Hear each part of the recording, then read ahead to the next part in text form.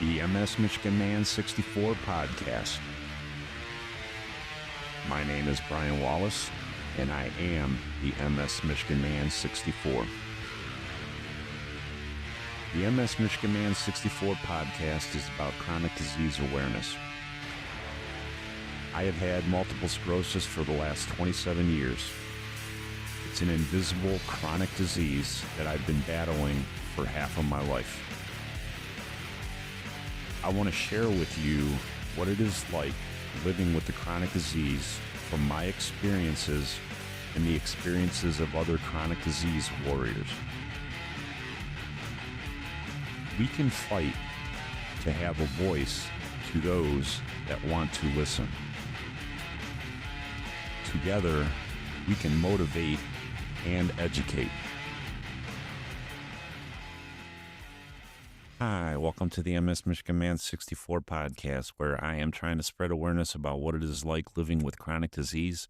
I've been living with MS for the last 27 years. I talk about my journey as well as the journey of other chronic disease warriors all over the world, just to help people understand it a little bit better. Please hit the subscribe button and share it out. We want our stories to be heard. Today, I am sitting down with an MSer from the state of Indiana. I met Franky online on TikTok, and I love everything that she's about. She's a fighter, and she wanted to come on and talk about her MS journey. Please welcome to the podcast, Franky. How you doing today, Franky? I'm good. How are you? I'm doing all right. So, Franky, can you kind of take us through your journey with your MS? What kind of symptoms were you having? And what caused the red flag to go to the doctor to try to get it figured out? The day that I had my first legit symptom, I was really, really tired. So I went to go take a nap. And when I woke up, I was numb from my belly button down. I couldn't feel my legs, and I was having issues walking. My right side became super weak. So I went into the emergency room, and they told me that I was just overweight. I needed to walk around more and that it would get better. That's what the ER told you. Yeah. They didn't run any kind of testing. They didn't do any kind of scans. They just said, okay, you got a weight problem, and here you go. They brought in one machine to check to see if I had had a heart attack. Wow. I don't know what that was. I can't remember, but it was a machine they brought in the room. And then once that was cleared, they said, I just need to get up and walk around. Wow. And for an entire year, I did just that. I dragged my right leg around, and I had to reteach myself how to drive with just one foot because I drove with two. So I had to reteach myself how to drive. I would have to literally pick my leg up to put it in the car to get in. I would be walking, and my legs would give out. And I just thought it really was because I was overweight. But then I did do a weight loss where I just was eating nothing but grilled chicken and salads, and really dove into the weight loss thing because I thought that, I had caused this myself. Yeah. And then when that wasn't helping, and some of my family members have started to see some other stuff happening, my aunt told me I needed to go see a neurologist, and that's when I finally made an appointment to go see one. So did they get right away order an MRI when you finally did get to see the neurologist? The neurologist at first wrote me off. She said that she thought it was a rheumatology thing. So we went and seen a rheumatologist who told me that I had lupus, that it was lupus, and wow. That's just so frustrating, Franky, that, you're just trying to get stuff figured out, and you're going to the right doctors, and they're still not listening to you. I just can't even imagine what's going through your mind, being a young lady, and just trying to get stuff figured out. It's just got to be so frustrating for you.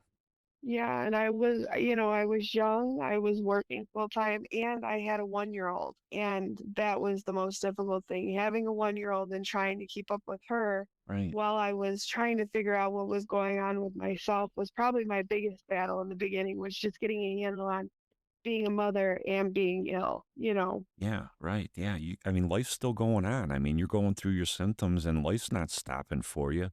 Yeah, I totally get that. So how did you finally get the doctors to run an MRI and finally get it figured out and tell you that you had MS? I went back to that same neurologist for like a follow-up visit, and I explained to her that nothing was getting better, and that prior to the week before I had been walking, I was carrying my daughter and we both fell, and my mom caught it on her Ring doorbell camera. I just went down like eh, there was no tripping or anything. My legs just gave out. I went down. Right. And explaining that to her, she said, "Okay, we're gonna do some MRIs." So she did all three of the MRIs the same day. We did them all in one day. It Mhm. was like 3 hours in the machine, and then it. She called me about a couple days later and said, "We need." She didn't tell me what was on the MRI. She said, "I need you to go do a spinal tap." And I said, "Okay." So I went and got the spinal tap done, and then I had been. It's funny. I was out at that hospital. I was seeing the rheumatologist again. I had just gotten back home and she called me and said, "I need you to come back up here. I need to discuss the results with you in person. I don't think we should talk about them over the phone." Okay. Did you So, did you like I mean did you kind of have it in the back of your head? I mean what MS was being talked about, so you kind of, or I mean where were you at like the mental part of it, Frankie, when you were going through all this? I I was just lost. Really and truly, I was just confused and I didn't understand what was happening um at all, because it was like my legs and then all of a sudden my cognitive wasn't the best, so I started to get in trouble at work for things that I felt like I was things that I had done routinely for an entire year and a half, I couldn't do anymore. Yeah. So it was hard. It was very hard. Yeah. It was a hard time in my life. So when you went into that doctor's office, how did they tell you that you had MS? I mean, what was the how did I'm really glad that the doctor actually called you into the office and didn't tell you it over the phone, but how did the doctor tell you that you had MS? Yeah, so my best friend Katie ended up driving me out there because I couldn't drive that far, and she just sat me down. She looked at me and she said, "You have something called multiple sclerosis. We're gonna start you on a medication that's gonna help. It's not gonna fix it, but it's gonna help." And I don't remember exactly what she said, but I mean, in that moment, that was probably the best way she could have told me face Right. to face. Yeah, absolutely. And I did not know too much about multiple sclerosis. I only knew one person, Carrius, that had it, and she was older, and it affected her speech more than anything. Hmm. So, like, I didn't put two and two together at that time. Yeah, I mean, you're young. I was the same way, Frankie. I was 27 when I got diagnosed. I heard of MS, but I didn't really know a whole lot about it, and it's a scary. I was scared. I'm not gonna lie. I was 27 and I was scared to death. I didn't know what was gonna happen to me. I didn't know if I was gonna be in a wheelchair in a year. Right, It's a scary moment. right. And I think having my best friend there was probably like the best thing because her grandma, and I didn't know this at the time, but her grandma also had MS, so she had kind of dealt with it Hmm. throughout her life. And so she was reassuring, but we both just on that drive home, we both just bawled our eyes out. I Yeah, mean, what else are you gonna do? Your whole life just changed in an instant. yeah, yeah. But at first it seems like, oh my God, this is the end of the world. But as it's gone on, it doesn't feel like that anymore. You kind of get a grip on it. Yeah, and I know my head was spinning for the first probably 2 or 3 years, just trying to figure out my new life. And back when I got diagnosed, there was no internet, so I couldn't even Google anything. And it was just like I had to learn it as I went, and it's a hard thing. It's a hard thing just to understand that you got a new life. It affects everything. It affects the family. It affects your job, your career, and I know it affected your career. Can you talk about that It a little? did. Yeah, talk about that a little bit, Frankie. I was a receptionist for a nursing home. It was assisted living and independent living. And I formed bonds with the residents and their family, and I loved my job. I always tried to go above and beyond. It was my favorite job that I had, and I had been there for about a year and a half before I was diagnosed. But once COVID hit, I was told by my doctor I needed to take a leave of absence, like for safety. Yeah. And after about, I got, it was from March to July, and then my FMLA ran out, and they sent me a letter saying that I didn't have a job anymore, which was disappointing because I really was looking forward to going back, but Right. that's okay. And that's another thing that, a lot of people just don't understand how it affects our career. I had a 20-year career that, MS basically took away from me. And, and that affects just so many aspects of our life. I mean, we just lost an income. Now we got to file for disability. And that is Hmm. usually always like a stupid fight. You got to prove that you're disabled, and they keep on telling you that you're not disabled enough, and you're denying you. And people just don't understand the hoops that we have to jump through, and we didn't even ask for it. We didn't ask for this disease. We got it, and now we have to deal with it. Right. So how did you like wrap your head around the diagnosis, Frankie? After you got the words, you got MS, and your head spinning. When you finally calmed down and wrapped your head around it, how did you attack the disease and how you were gonna live the rest of your life with it? Well, I just knew I wanted, at the time, I only had one daughter, and I knew that I wanted her to see that you can do anything. You have to push through, you dig your heels in and you can do anything as long as you stay strong. Right. And so I just always made sure that I was pushing myself. If, I mean, I was still going to work at that time, and that didn't stop me from working. I just learned to adapt and they learned to work with me. Yeah. I Even though I was struggling with walking, I ended up getting gifted a walker from one of my residents who got an upgrade. And so I decided every day before work I would walk just twice around the block, even though my leg was dragging with my daughter, and we would walk. And that helped me too. It not only helped my mental, but it seemed to help my physical a little bit get better. Hmm. My legs started to get stronger. Yeah. I did physical therapy that helped a ton. That got me pretty mobile again. Hmm. So yeah, that's what I did. I just How did you handle the mental part of it? I know I tell people all the time, the physical part sucks. Yeah, you got to go through PT and you got to build, your strength back up when you have an episode. But how did it affect the mental part of it? I struggled with that. I still struggle with that today. 28 years, 27 years with this disease. The mental part is hard. How do you deal with the mental part of it, Frankie?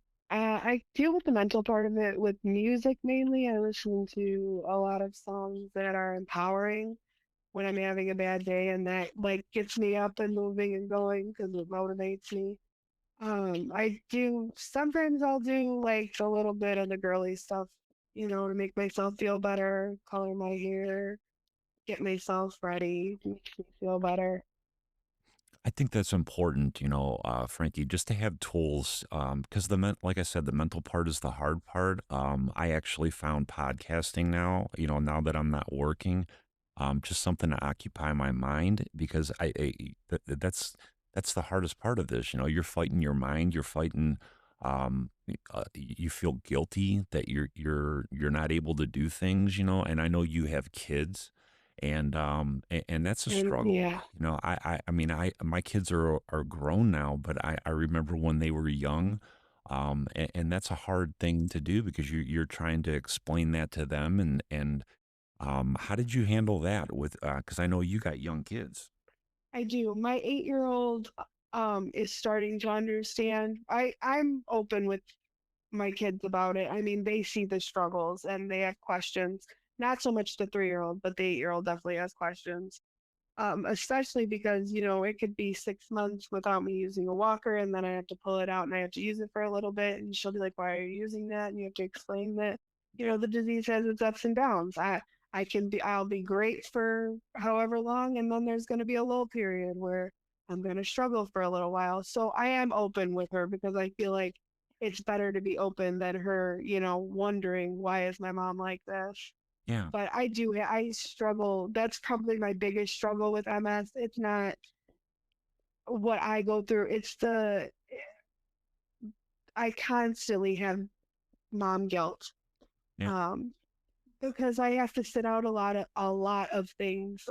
And my kids suffer because, I had to stop driving. So if they say, "Hey, can we go to this fun fair at the school?" And if my person is not home to drive them, then, Right. or if I don't have a ride for them, then they have to sit it out. And I have mom guilt from that. I have terrible mom guilt. Absolutely. I totally understand that. It's happened to me, Frankie, when my kids were in high school, and I was not feeling up to it. I missed, some of their sporting events, and I was sitting at home, sometimes I'd cry about it. I'd be like, I can't believe I'm missing my kids playing a sport, and it tears you up. Yeah, and I It know, does. and people don't understand that. I mean, we're just we want to be the best mom and the best dad we can, and because of this disease, we miss things. And that's another part of the mental part. We beat ourselves up all the time, and it's not our fault. Yeah. And it's a hard thing. I know I struggled with that when my kids were young. And like I said, when we were talking earlier, I don't know the right or wrong way to bring the kids up. I brought my kids up trying to explain my disease to them. I actually used humor a lot. If I fell, I would say, hey, all you got to do is just make sure I'm okay, and then you guys can laugh at me. And my kids would actually, they would grade me on some of my falls. They're like, oh, Dad, that's a 9.9, 9.5. I tried to make it fun for them, but still letting them understand that, Dad's got a problem, but I'm okay. I'm still your dad. I just tried to make it as easy for them as I could. And like I said, I don't know if it was right or wrong, but my daughter and my son love me to death, and they understand the disease, and we all have to figure out our own way, and you got to figure out which way is best for you and your family. Yeah. Okay, Frankie. So I got a question for you. What kind of DMTs did they put you on when you got your diagnosis? They started me on Ocrevus. Okay, And I've been on that. so that was the one. That was your first DMT they started you on, and how did you tolerate that? You did the loading dose? How did your body handle it? At the loading dose, my head was super itchy, so they had to like slow it down however fast it was going, they had to slow it down. And then I never had another reaction other than the steroids just made me very, very hyper. Yeah, I tell people that. Are you talking to Salumedrol or are you talking? Yeah, Yeah. Medrol. Yeah, and then you get that metallic taste in your mouth, and did it Yeah. did it give you insomnia too? Yeah, I'd be up. Yeah, I'd be up and I was very like not hyper, but just Just very yeah, just like ready to go. Like I like yeah. like kind of jacked up, kind of jacked Yeah, up. jacked up, I guess. Yeah. Yeah, that's the best way I can explain it. Yeah, I know that. It did get better over time, though. Like as I, had more infusions, that kind of started to die down a little bit for me, and it did get better. Yeah, that's good. And then you said that you're switching over to Consenta. How come they're doing a switch on you? I actually brought it up to my new neurologist. I have a new girl that I'm seeing, and I was getting sick a lot. Like in this past year, I've had like pneumonia, strep throat, a ton of upper respiratory stuff. So with that, it's kind of like the Ocrevus was depleting my immunity. And so I decided that I just wanted to give something else a try. I will. Maybe it'll, and Ocrevus is great and it works, well, but it has some scary things that come along with it that could be possibilities. And I just would rather avoid it because SEPTA doesn't have those things. And I love that you're doing that research and advocating for yourself. I think that is so important, Frankie. That Yes. you did the research and you didn't like what you read on the Ocrevus and you went to your neurologist and you asked for a change. I absolutely love that.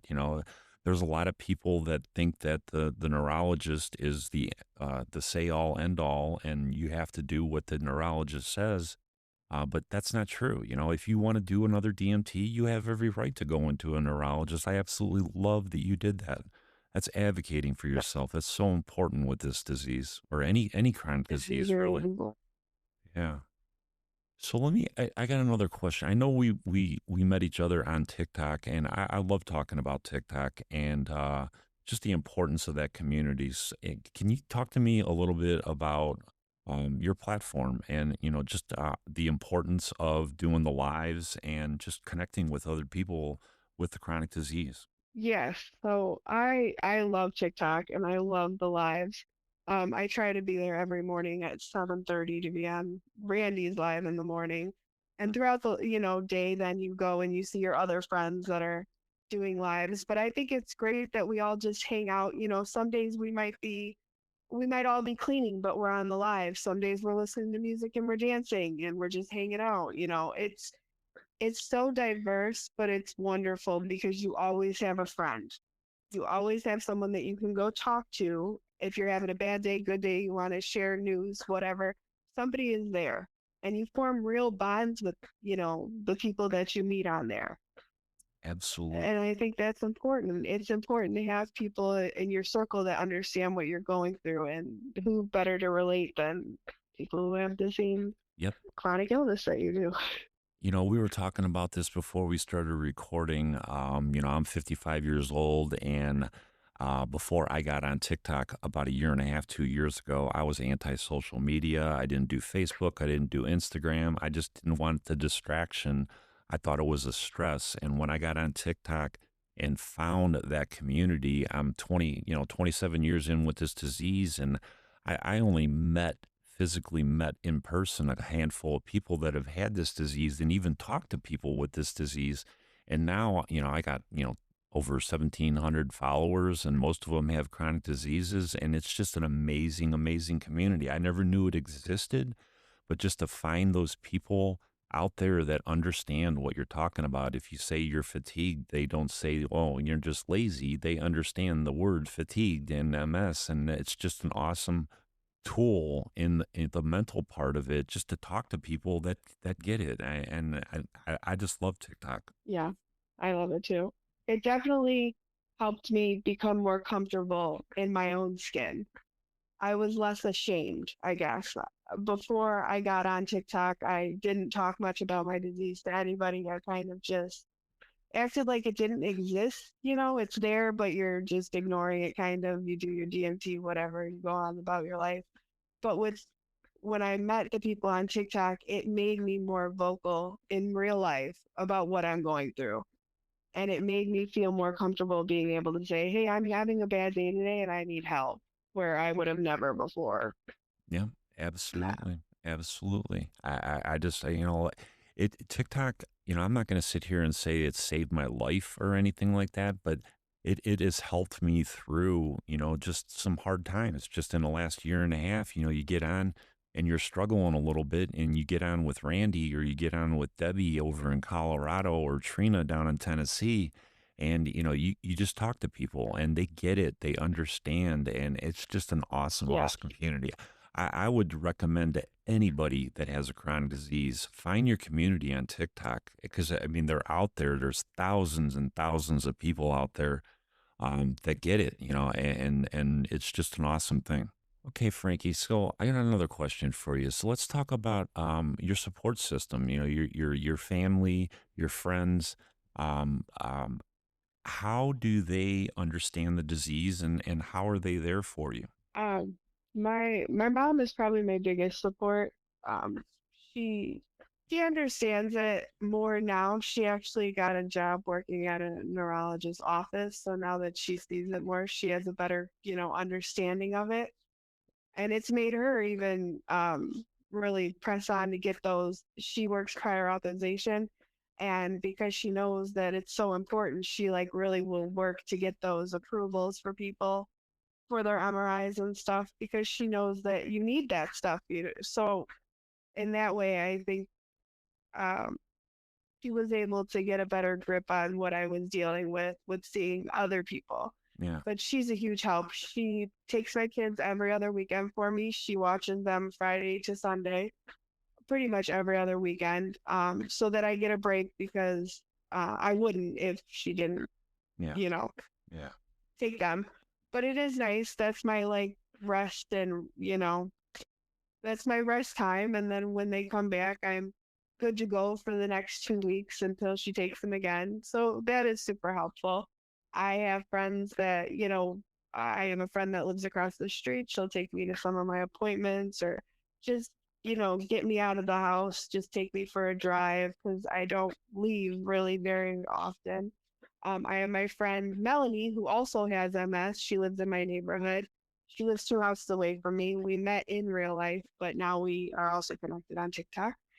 Me and her, we bounce off of each other all the time. If we're having a bad day, we have each other to talk to about it. And if she's struggling, I go over there, I'll help her with what she needs.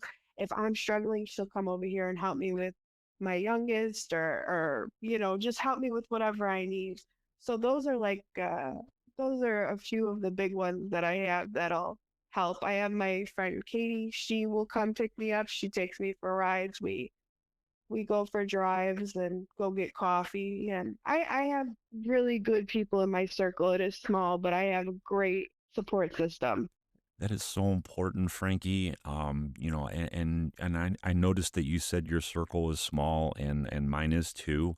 And I know my circle has tightened up a lot, throughout my journey, because you have a lot of friends when you're younger, and you have that big circle, and then when you get that chronic disease, it kind of shrinks because people, like, I don't want to say they start avoiding you, but I mean it's just like you can't go out and do things, and they kind of you kind of drop friends off because they're like, okay, Brian's not, he never wants to go out anymore, so we're not even going to bother asking him. And the circle shrinks tighter and tighter, and but I still have that core, few friends that I can always count on, and it's just so important to have that with this disease.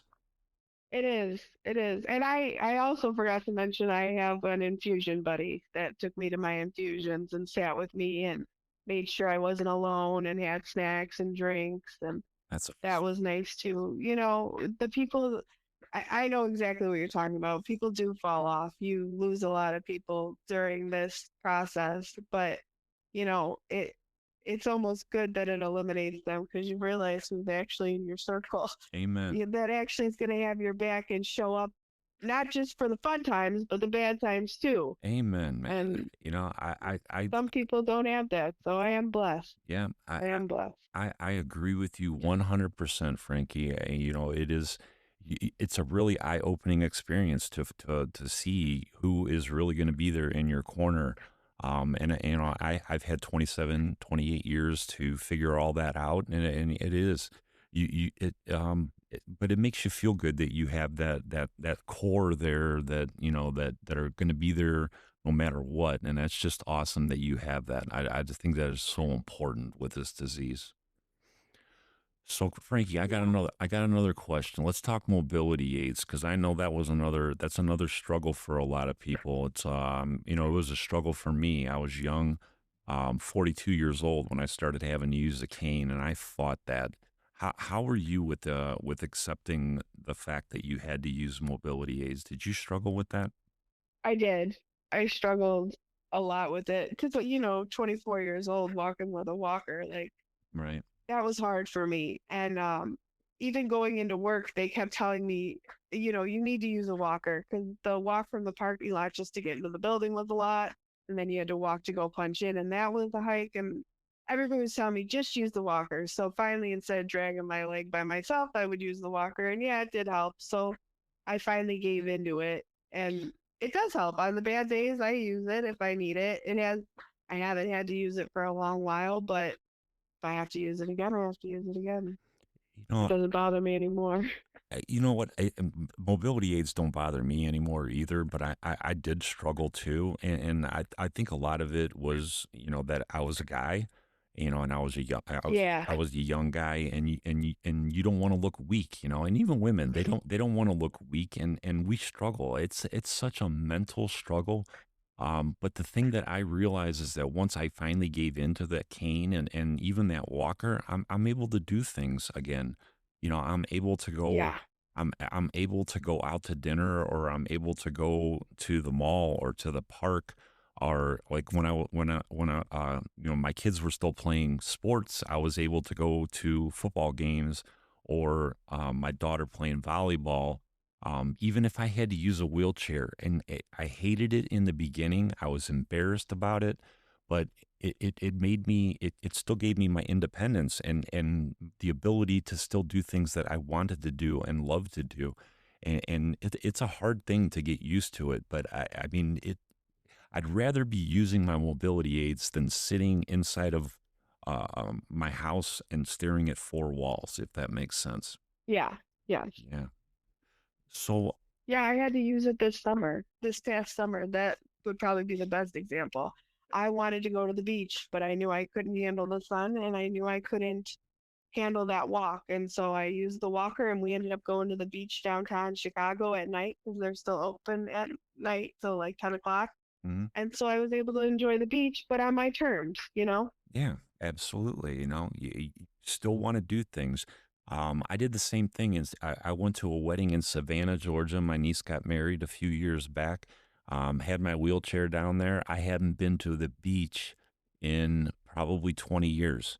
And I told my wife and my daughter, I'm like, I just want to go down to the beach in Georgia. I want to go see the beach. And I did that. I did that with my wheelchair, and it was just an awesome thing, something that I would never have been able to do if I just didn't open up to the fact that, hey, you got to use a wheelchair to do it, but you still got to do it, and I enjoyed it. It was just an awesome thing. Right. Frankie, I just love talking to you. Is there anything else that you want to tell anybody that is out there listening that's in a similar situation as you? They're young, they have kids, and they're just fighting this fight. Is there anything that you would want to tell them just to keep on fighting? Not alone. Just be the best example for your kids. Use your kids as your fighting force to keep pushing through. They're watching, and that's the greatest example I feel is showing them that if you can do it, they can do anything that they put their mind to. I love that. You got to be a role model, and you got to show your kids that you're a fighter. And I just love that about you, Frankie. You're an awesome, awesome lady. I'm blessed that I got to meet you on TikTok. One of my goals is that everybody that I record with, I want to meet in person someday. And you're on that list, and I know you're only a state away from me, so I really want to do that. I just love everything that you're about. You're a fighter. You're an amazing mom. You're always there for your kids. You do whatever you need to do, and you're just a badass. You're an MS warrior. I love talking to you, and you always have an open invitation. If you ever want to record about any kind of a topic with this disease, you always, you know my number, and you know how to get a hold of me, and you're always welcome, Frankie. Thank you. And thank you for letting me record with you. No problem. All right. If anybody wants to follow Frankie on TikTok, you can find her at fucking Frankie. I love that handle. I will put that in the description. If you want to follow me on TikTok, you can find me MS Michigan Man 64. You can also find me on Instagram, MS Michigan Man 64, and you can find me on Facebook, Brian Wallace out of Brunswick, Ohio. Don't forget to hit the subscribe button and share it out. Y'all have a good day. MS Michigan Man 64. I am out.